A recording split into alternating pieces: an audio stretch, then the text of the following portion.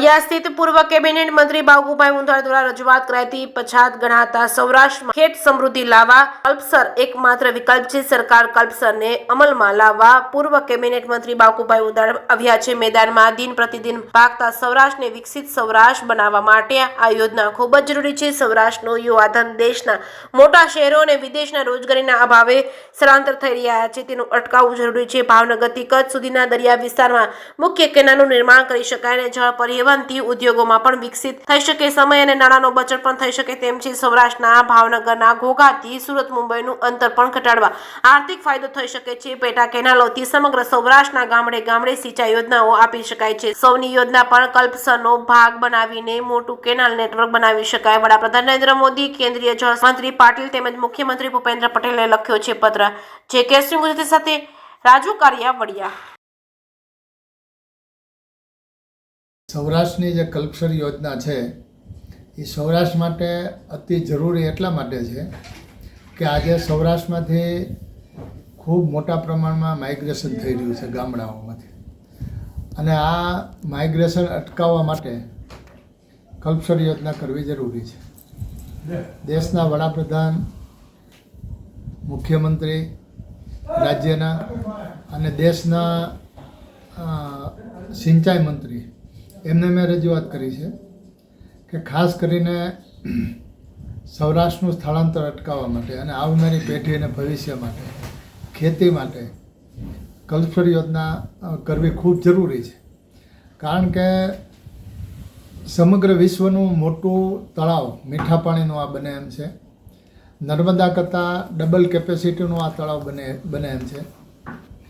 મધ્ય અને દક્ષિણ ગુજરાત અને દક્ષિણ ભારત સાથેનો સૌરાષ્ટ્રનો જે અંતર છે એ આ 29 કિલોમીટરનો બંધ બાંધવાથી એ પૂર્ણ થઈ શકે એમ છે। એટલે લોકોનો ખૂબ સમય બચે એમ છે। 10 લાઇનનો રોડ થાય, એમાં 8 લાઇનનો ઉપયોગ થાય, 2 લાઇન રિઝર્વ રહે, 2470 મેગાવોટ વીજળી ઉત્પન્ન થાય, જેનાથી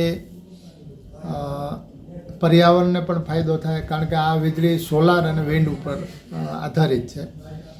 અને સમગ્ર સૌરાષ્ટ્રની ખેતીને 12 માસી પાણી મળે।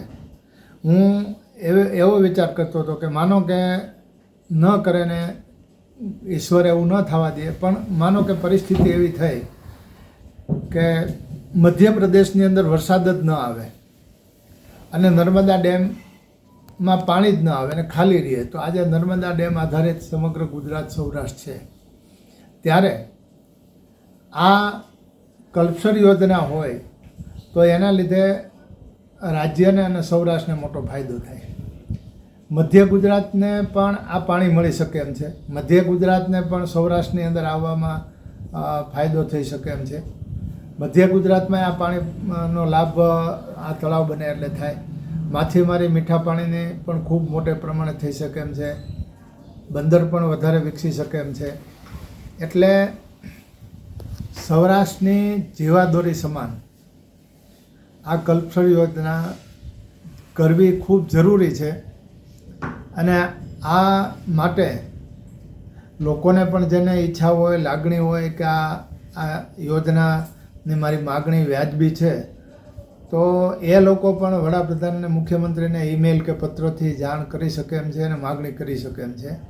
આ યોજના બીજી કોઈ યોજનામાં કાપ મૂકીને પણ કરવી પડે એવી જરૂરી છે।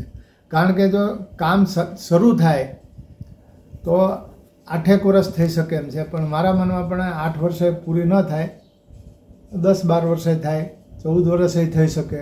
તો વહેલામાં વહેલી તકે આ યોજના ચાલુ થાય એના માટે મેં વડાપ્રધાનને, મુખ્યમંત્રીને અને દેશના સિંચાઈ મંત્રીને કે આ સ્પેશિયલ કેસ તરીકે 80-20માં 80% કેન્દ્ર સરકાર આપે, 20% રાજ્ય સરકાર આપે, અને આ બાબતે તાત્કાલિક નિર્ણય લઈ હવે આના જે લગભગ 43-44 સર્વે કરવાના હતા એ બધા પૂર્ણ થઈ ગયા છે। 2022માં પછી એક પણ સર્વે બાકી રહેવાનો નહોતો, અને તો હવે યોજનાનો નિર્ણય લે અને ટેન્ડર બહાર પડે અને કામગીરી શરૂ થાય એના માટેની મારી રજૂઆત છે।